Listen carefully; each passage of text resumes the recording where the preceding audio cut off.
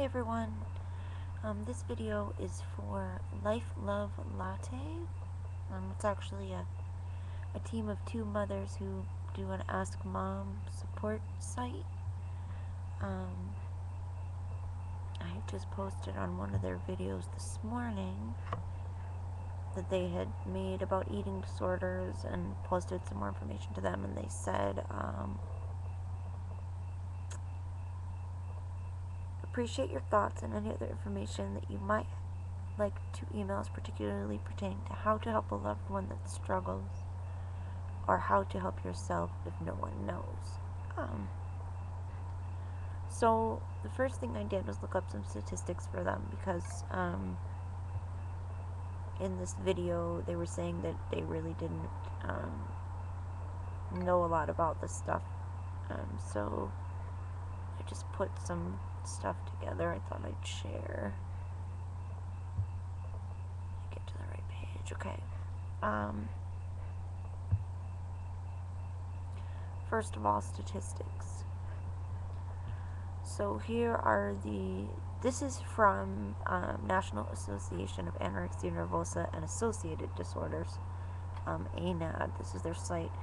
They also have a lot of ads on here for like different treatment programs and stuff, but these are just statistics regarding eating disorders. Almost 50% of people with eating disorders meet the criteria for depression. Only 1 in 10 men and women with eating disorders receive treatment. Only 35% of people that receive treatment for eating disorders get treatment at a specialized facility for eating disorders.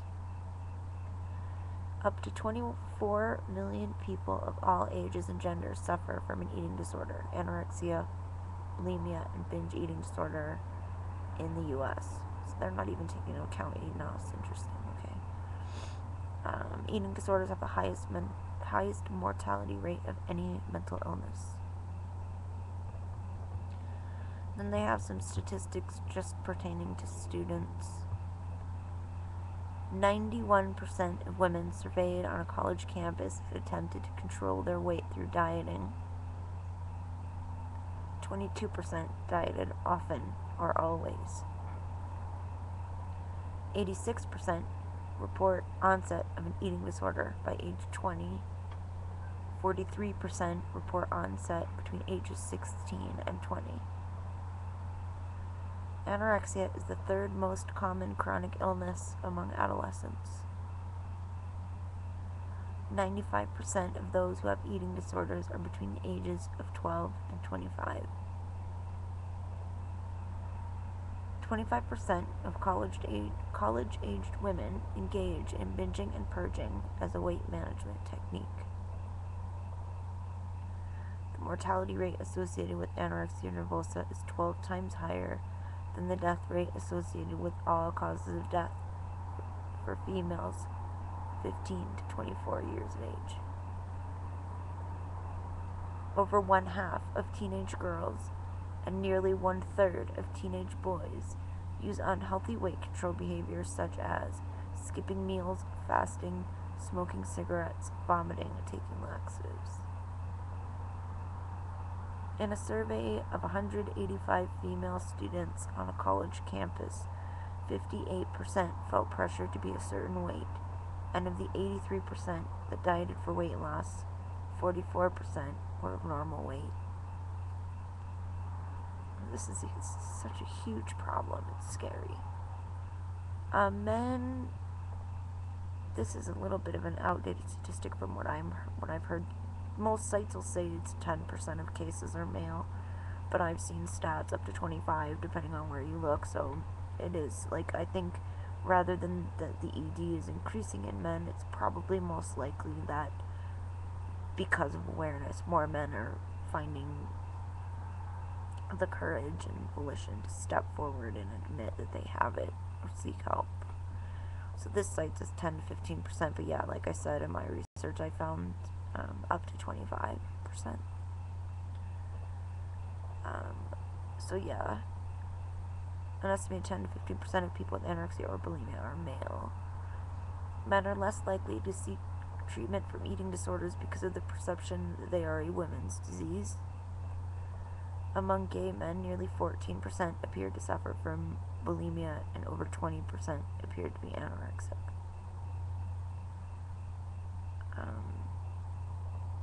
I think that's another issue that isn't mentioned here. A lot of straight men are like, I've found that a lot of them are uncomfortable coming forward because in society it's a women's disease, and then among men there's the stigma that it's like homosexuals' disease. It's really sad and disgusting, the bias that goes on. But yeah, so I suspect the male rates are a lot higher and people just don't come forward. It's also important when listening to statistics like these to keep in mind that these are people who meet the diagnostic criteria for eating disorders. There are many, many more that fly under the radar, like the diagnostic radar. And then there's many more still who are sick and don't come forward or talk or get help at all. So these problems are, the statistics are disturbing, but it's even worse than that. This is really a huge, huge issue. Statistics on media, perception, and dieting. 95% of all dieters will regain their lost weight within 5 years. You wouldn't think so with the diet industry and all the hype about things, It's no wonder people turn to toxic endeavors. It's sad. 35% of normal dieters progress to pathological dieting. Of those, 20 to 25% progress to partial or full syndrome eating disorders. The body type portrayed in advertising as the ideal is possessed naturally only by 5% of American females. Here's some things that are probably more applicable to these mothers. 47% of girls in 5th to 12th grade reported wanting to lose weight because of magazine pictures. 69% of girls in 5th to 12th grade reported that magazine pictures influenced their idea of a perfect body shape. 42% of 1st to 3rd grade girls want to be thinner. And 81% of 10-year-olds are afraid of being fat. It's horrifying what's happening to our children. It's horrifying. And they give a lot of references specific to women. Women are much more likely than men to develop an eating disorder. Only an estimated, they're repeating that stat about men, but like I said, it's up, 10 to 25% for men. An estimated 0.5 to 3.7% of women suffer from anorexia nervosa in their lifetime. Research suggests that about 1% of female adolescents have anorexia. An estimated 1.1 to 4.2% of women have bulimia nervosa in their lifetime. This statistic is noteworthy because the media and most of the awareness centers around anorexia, and it's important to understand that anorexia is actually the least common of the eating disorders. In fact, like as this statistic suggests, bulimia is like over twice as common as anorexia, and then binge eating disorder is twice as common as bulimia, or 4 times as common as anorexia. So the attention given these eating disorders is not distributed based on their prevalence. So keep that in mind as well.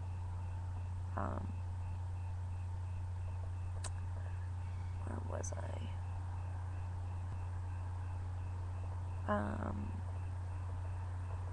An estimated 2 to 5% of Americans experience binge eating disorder in a 6-month period.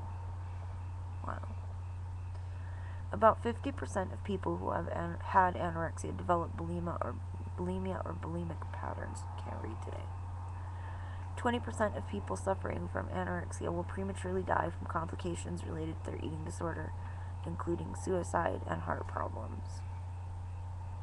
That's 1 in 5 will eventually die. Sad. Mortality rates. Although eating disorders have the highest mortality rate of any mental disorder, the mortality rates reported on those who suffer from eating disorders can vary considerably between studies and sources.